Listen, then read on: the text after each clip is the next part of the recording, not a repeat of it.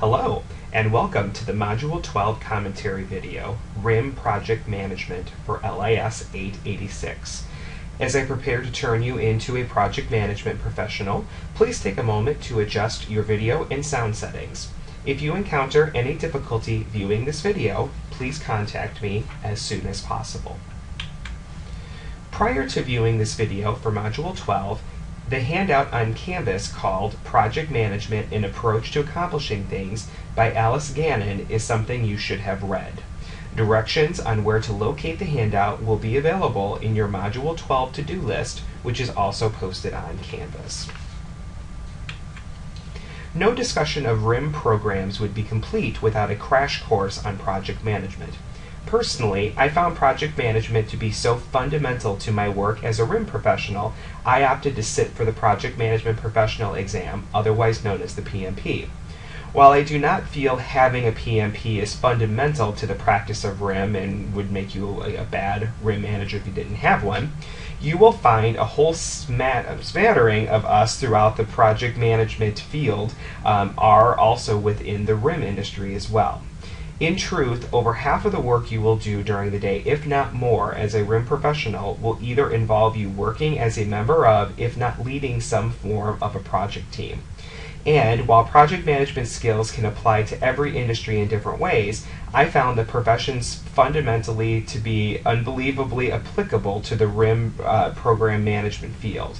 In other words, you really need to know how to manage projects if you're going to be a RIM program leader. So with that said, let's get out our timelines and spreadsheets and begin our journey through project management, shall we? As with everything we do, let's start with a definition. All of the content we will explore today can be found in the PMBOK, otherwise known as the Project Management Body of Knowledge. This Bible of Project Management is published by the Project Management Institute and contains everything you'd ever want to know about the field of project management.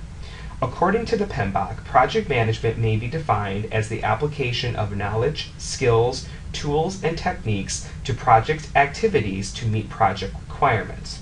It's a balancing act of competing demands, otherwise known as constraints. Speaking of constraints, the PMBOK will define the pyramid as you see on the screen as sort of a founding pillar of project management. Known as the triple constraint pyramid, this diagram shows that time, cost, and scope are the three core elements of any project.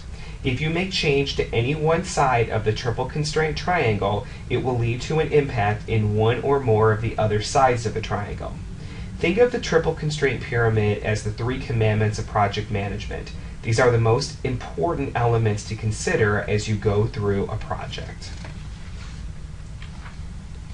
As we delve into the world of project management, you will hear much talk of stakeholders. No, these are not folks who are trying to fight off the vampire zombie apocalypse. Rather, instead, stakeholders are folks who are either directly involved with or somehow impacted by a project. Now, some people would argue the entire world could somehow be impacted by a project at some level. However, if you take a moment to analyze the true impact of your project, you can quickly identify those individuals which would fall into one of two categories. With most RIM projects, the records management office and frontline workers of an organization will probably be the primary stakeholders of that project. Taking a step back, individuals such as customers, corporate shareholders, executives, board of trustee members, and perhaps certain members of the community may be impacted by a RIM project in different ways. Here's the key to remember for stakeholders. Identify them and don't ignore their needs. If you know a community group may be impacted minimally by a project, be sure to at least give some attention to their needs. Because, after all, the worst thing you would want is a small group of folks that you ignored to derail a huge project and make you look bad. As you begin a project, you will enter in the integration process group. In fact, the PMBOK defines 10 distinct process groups for every project. While I will not spend a ton of time in each area, just know that projects are robust, detailed, and should not be taken lightly. The first process group, integration, sets the ground rules for the project. In the integration process group, two key documents are produced: the project charter and the project management plan. It's important to note something early on in our journey. Novice project managers will try to minimize the structured nature of project management in an effort to increase the speed of a project. While I'm not one to advocate planning for the sake of planning, research has shown effective project outcomes are a result of following a structured project management process. So, every project should have what's called a project charter. This document comes from an executive above your pay grade and names you as the project manager. The project charter formally recognizes the project and gives you the authority to coordinate activities. The charter can be as simple as an email to the whole organization, or it can be an official published document. Regardless, it establishes the ground rules. Next, the integration process carves out the project management plan. This document is the most important according to the Project Management Institute, as it guides the project team and proves further detail work for the project team. Included in the project management plan, as seen in the next few slides, will be elements such as schedules, scope breakdowns, cost functions, and key communications. So what is the scope that I speak of? Well, beyond what you use in the morning to gargle, scope is the project manager's set of boundaries for a particular project entity. In the scope process group of the project, these boundaries are set for the extent of the project. For example, if your project charter names you as the project manager of an electronic records management conversion, you may determine the scope of the project would be only records for the last 5 years. If, for some reason, people in a program unit try to get you to convert documents which are 10 years old or more, for example, that would be a violation in scope. In fact, attempts to go outside the boundaries of scope would be called scope creep. Scope creep is bad and should be avoided at all costs. Also, defining the scope of a project forces you to interview identified stakeholders and collect requirements. Simply stated, requirements are the needs of the stakeholders and what they hope to accomplish. You may not be able to meet all requirements, but it's important to at least address them and attempt to provide rationale for selection or rejection of requirements. Most importantly, remember back to the triangle. Scope is one of the sides. Any change in the scope will also impact time and/or cost, if not both. Speaking of the triangle, another key consideration in project management is time. Time is a precious resource in most organizations, which means your project will need to best utilize this available commodity in an efficient manner. To accomplish this, you will first need to define the activities necessary to complete a project. In the RIM space, this might be as simple as collecting requirements, researching vendors, obtaining requests for purchase, implementing software, and perhaps training. It may also involve multiple program units, dozens of staff members, and many weekly strategy meetings. Regardless of your project scope, you will be responsible for creating an activity list as the project manager. Once you identify the list of activities, you will then need to create a project schedule. This might involve creating diagrams to depict the flow of activities, perhaps providing estimates for activity durations, and maybe even coming up with other possible measurements of time, such as most and least likely and most probable when it comes to scheduling. All formulas, which I won't make you memorize, but you have to know them for the PMP. So if you're interested, just know there's a lot of formulas. One of the more popular project management time charts is a Gantt chart. A Gantt chart is a type of bar chart developed by Henry Gantt in the 1910s that illustrates a project schedule. Gantt charts illustrate the start and finish dates of project activity elements. You might sometimes hear folks say that they are visual people, and when it comes to Gantt charts, a schedule couldn't be more visible. Gantt charts are universally understood, relatively easy to make, and will give you a big picture of your project schedule. The third and sometimes most feared element of the project triangle is cost. One of the most important elements of the project management process is accurately estimating cost. Once you have a sense of which activities need to be performed and by whom, you can start to roughly compute project estimated costs. Once estimating is complete, you form the base of a project budget. Just like with a personal budget, the project budget gives you a baseline for cost comparison. In essence, you will have a built-in set of statistics for which you can use to keep track of your overall spending. Budgeting also calls into question the concept of reserve analysis. As you know, it's very easy to go over budget in your personal life.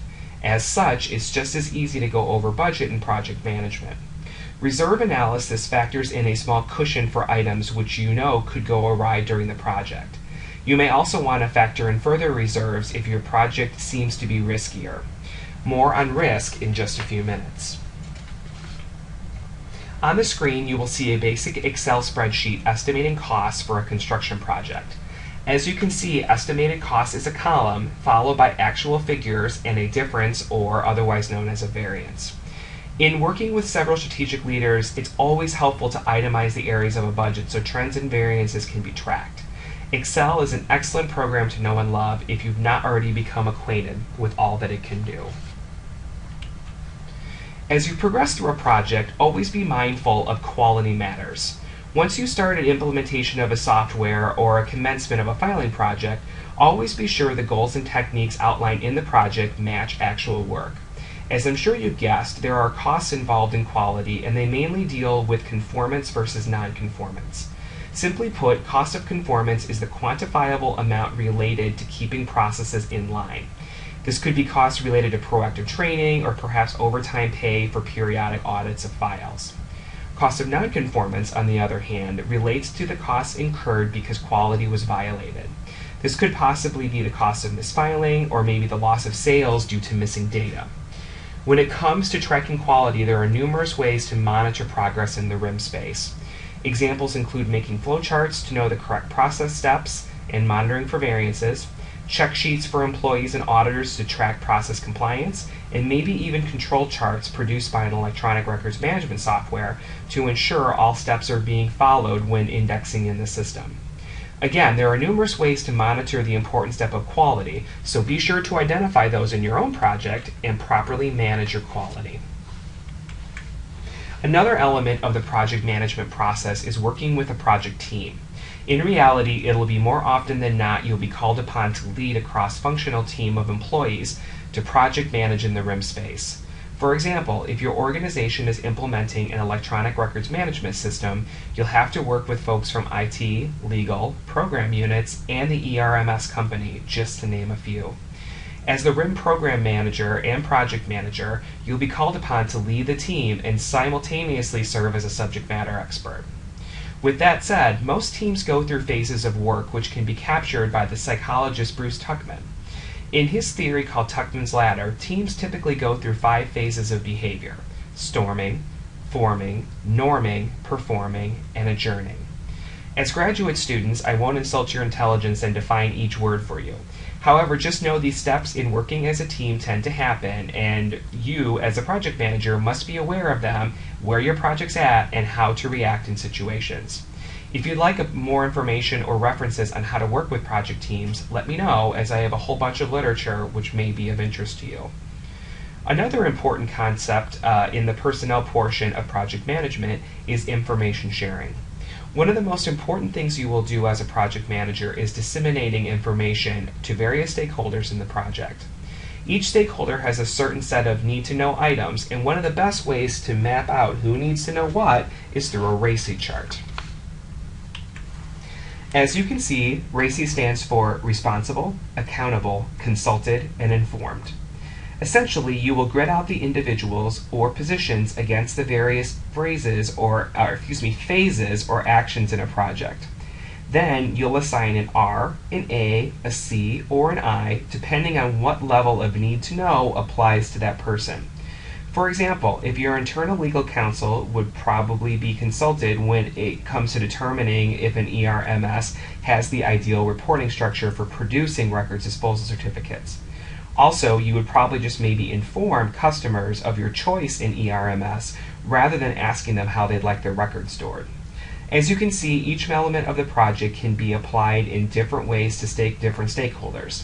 While most of this may seem quite obvious, I'll tell you as a PMP this exercise is helpful in assuring that you're properly communicating information to the right set of stakeholders.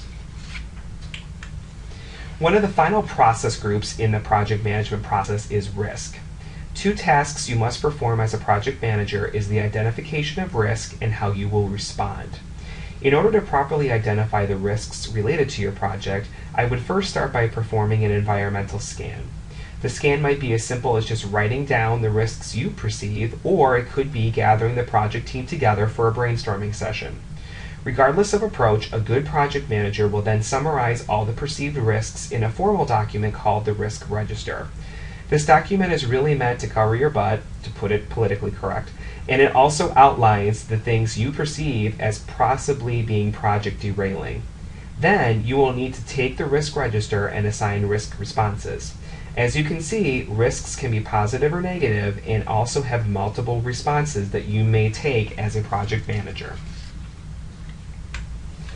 An overarching element of all projects you will see will be the need to effectively navigate enterprise environmental factors and work with organizational process assets. OPAs, as they are known, are the elements of an organization which are a benefit to a project. These elements may be process manuals, past project reports, corporate knowledge, or other procedural manuals.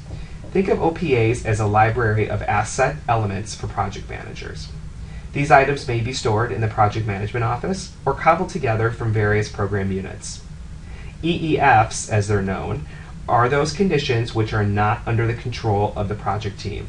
As you know, culture, politics, government, and even human beings can serve as wildcards when it comes to RIM programs. The same concept applies to projects and can have the same detrimental effects if not acknowledged and properly managed. Regarding software, one of the more popular tools on the market is Microsoft Project. I tend to have mixed feelings with the program as it works well in some instances but can be overkill for smaller projects. Another good software on the market is called Basecamp. I've used it before and I really like the functionality that it has to offer. Both are good, both have their drawbacks, and both have their elements which make them really good. And there are plenty more out there as well. Regardless of the software you choose, be aware of what's on the market and use the tools provided to you to be more effective as a project manager. Next to obtaining the CRM, the single best career decision I ever made was to become a project management professional, or a PMP. The PMP is the international gold standard for project managers, which is issued by the Project Management Institute. PMPs display proficiency in all elements of the PMBOK, again, the project management body of knowledge, and the project management process. Even if you don't intend to pursue a career in RIM, the PMP is applicable for archives management and several other areas of library science. Life is one big project, and in a still very competitive job market, you are going to want all the acronyms and skills in your toolbox in order to help you become a greater candidate. This concludes the Module 12 commentary video on RIM project management. If you have any questions or would like to discuss the information or elements of the commentary in further detail, please do not hesitate to contact me directly. Have a fabulous week.